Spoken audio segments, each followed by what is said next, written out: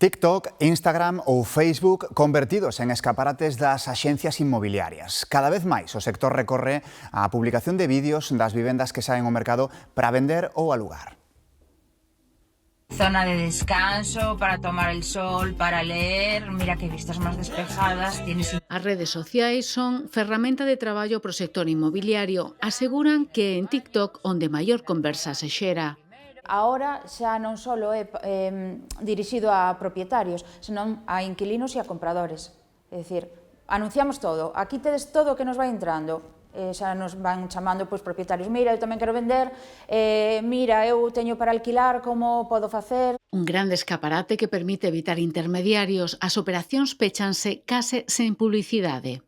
No momento en que estou, por exemplo neste, que estaba na playa de Oza, lle dou o vídeo a compartir, non lle mando primeiro ao meu compañeiro, xa non lle merece a pena publicalo en Fotocasa Idealista.